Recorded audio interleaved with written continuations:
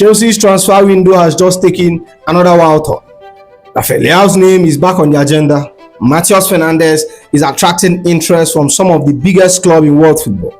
Chelsea are suddenly being linked with multiple strikers despite having already crowded attacks. And fresh updates has emerged regarding the future of Enzo Fernández and Marc Cucurella. Some of this story will have huge consequences for Xabi Alonso's plan next season, while others raises more questions than answers. But before we break down the latest developments and see what is happening behind the headlines, if you are new here, welcome to the channel. Or if you have been following me for a while, you know the truth. Help your boy get to that 10k subscriber mark. Let's dive into it. Look, we need to talk about a massive transfer bomb that just dropped, because the link between us and AC Milan, Rafael Leão, is heating up again. First off, let's look at what the top sources are actually saying right now. Fabrizio Romano dropped a major update on the player's camp, stating the feeling of Rafael Leão and those close to him is that Premier League would be an absolute dream move and the absolute ideal destination. And to back that up, Corriere dello Sport is reporting Chelsea has tabled 60 million euros offer for AC Milan winger Rafael Leão. Now, I'm not going to lie to you guys, if this deal was happening 2-3 seasons ago, I would be absolutely jumping for joy. I would be over the moon. But if we are being completely honest, over the past 2-3 seasons, we have seen a massive decline from Rafael Leão. Don't get me wrong, I genuinely think on his day, he's a fantastic player, he's incredibly talented, dangerous attacker. But the reality is that most time he blows hot and cold and he lacks that consistent edge. But if you look at the demand of modern football right now, we need players who are elite offensively and who are also willing to dig in and do the dirty work defensively.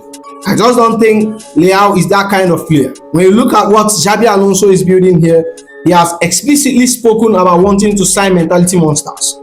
Does Rafael Leão strike you as a mentality monster? Personally, I don't think he fits that profile. He's 27 now, so he has plenty of experience, and I get why he's looking at the Premier League for a fresh challenge. But honestly, I would genuinely rather we don't sign him. I think we should pass on this one. But moving on, let's pivot into another massive midfield rumor making rounds. There is a lot of noise surrounding the West Ham young midfield sensation Mateus Fernandes, and the list of clubs supposedly keeping tabs on him is absolutely wild.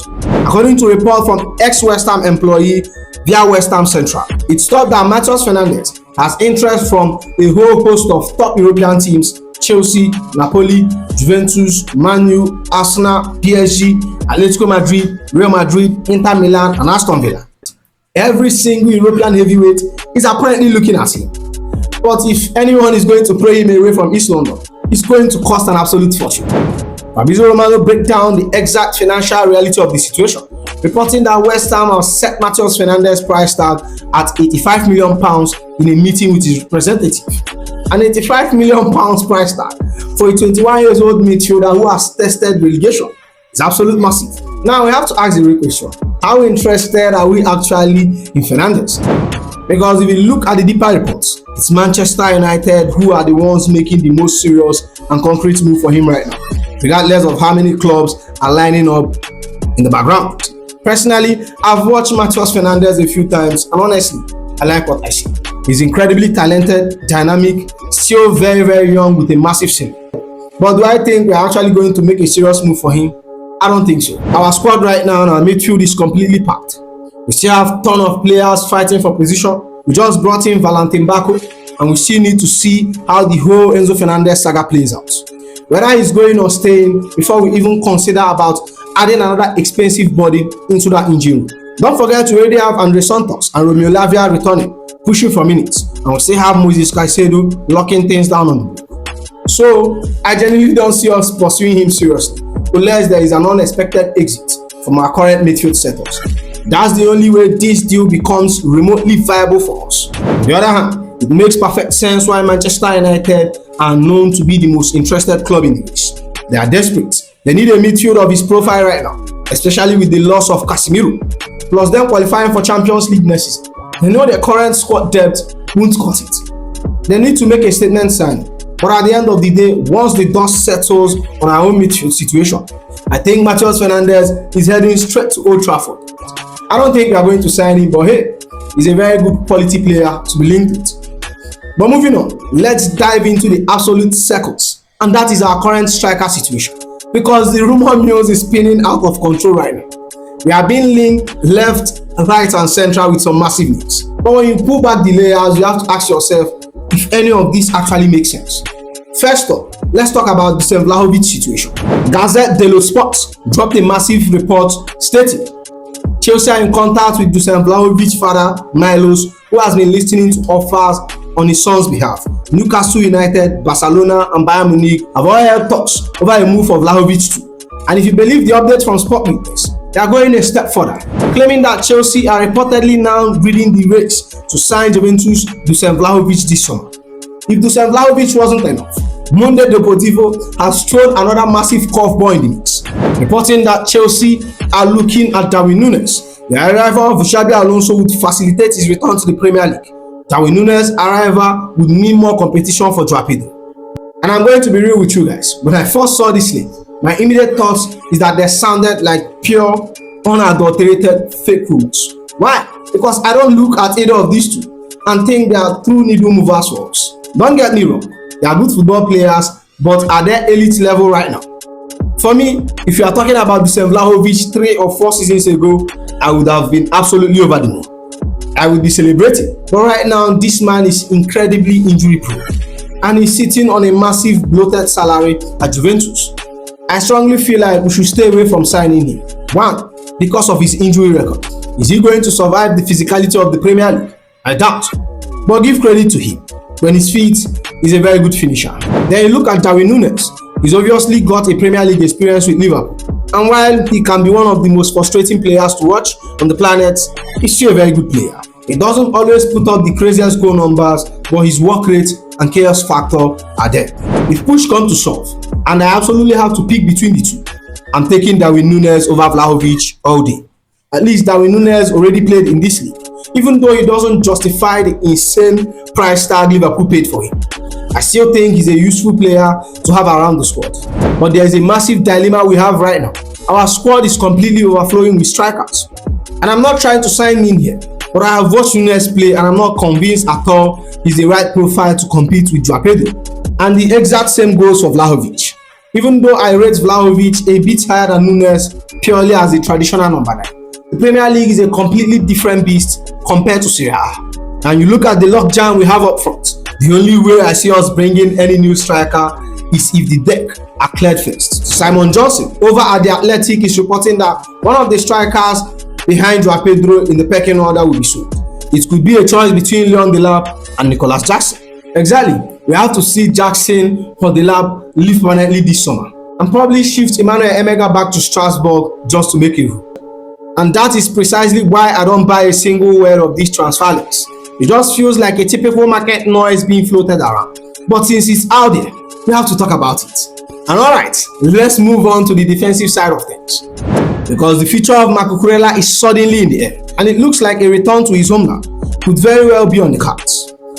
The rumor mill is spinning, and Fabrizio Romano recently broke down the situation on his YouTube channel, stating, in Spain there is a lot of interest in Marc Cucurella. The feeling is that Spain would be a destination if Cucurella decides to leave Chelsea at the end of the day. It makes a lot of sense. He's a Spanish international and his stocks is massive high over there.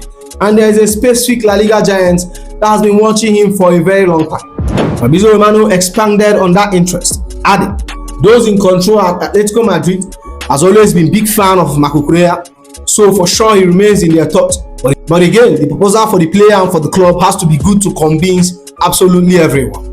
So Atletico are lucky. If they or anyone else want to pray him away from Stamford Bridge, they are going to meet our terms. We aren't going to hand him over on a silver platter.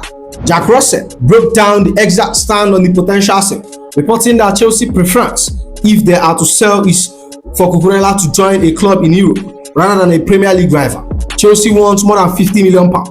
Now, if he wants to go, he can go. It's as simple as that. You all know my stance on this already. I've made it clear time and time again, so I don't need to sit here and overanalyze it. If he wants out, all he needs is to find a club that is willing to step up, match our valuation, and pay us the exact asking price. Once that money hits the bank, he can pack his bag, he can leave, and we can go right ahead and sign ourselves another left back. One thing you have to understand about me is that I absolutely do not want players here who do not want to be here. As much as I think these owners has completely fucked up a lot of things, I still demand players who actually wants to fight and play for my football club. If a player doesn't want to be at Chelsea, he should be shown the exit door immediately. But moving on, let's talk about the absolute elephant in the room. Because a massive story has broken regarding the future of our midfield maestro, Enzo Fernández. The links to La Liga is getting incredibly loud, and we need to break down exactly what is happening behind the scenes. Kenan Gill over the Daily Mail is reporting that Real Madrid has expressed legitimate interest in Enzo Fernández, who is likewise open to leaving Chelsea for a new challenge in the new transfer window. But if Florentino Perez thinks he can glide in and snatch him away from Stamford Bridge on a discount, he's sorely mistaken. The report has made our financial stance clear, stating Chelsea will not allow Enzo Fernández to leave on cheap. Sources has confirmed the evaluation of £120 million, while adding they will be happy to keep him for next season under Xabi Alonso if a rival club does not submit a suitable bid. So the line in the sand has been drawn. It's £120 million or nothing. Adding more fuel to the fire, Fabrizio Romano jumped onto his channel to give us a deeper and tactical layer of this entire saga. I'm sure Enzo Fernández is still secretly thinking about Real Madrid as a possibility. We know this is not a secret. He and Chelsea are no closer to agreeing a new contract, so I'm sure Madrid is a dream move for those around Enzo. At the same time, there is Chelsea. The situation is silent and quiet. No bid or official approach from Madrid. The focus of Madrid at the moment is different players, but the appreciation is there for Enzo. We need to understand Madrid's budget, and I'm sure Chelsea will not make life easy for any club that sell Enzo this summer. And look guys, I honestly feel like I'm repeating myself at this point, because my feeling on the Enzo Fernández situation is exactly the same on my stance on Marc Cucurella. It's not complicated. Like I've said, if he wants to go, he can go. But he and his agents needs to find a club that is willing to step up and pay us every single penny of that £120 million valuation we are demanding. If Madrid or anyone else wants to drop a record-breaking bag on our doorsteps, we'll gladly take the money and shake their hands and wave him goodbye. We can take that massive injection of cash and instantly go out to sign a direct replacement. Or better yet, we can look at an in-house solution or invest those funds heavily into other weak areas and balance the entire project. Now, if you ask me directly, do I want Enzo Fernández and Cucurella to start Stamford Bridge under Xabi Alonso next season? I genuinely do. They are both incredibly talented players who make us tick when they are both at their best. But I'm a Chelsea fan first, second and third. If you don't want to be at this football club, you can pack your bag and you can leave. I only want players who are 100% committed to the match.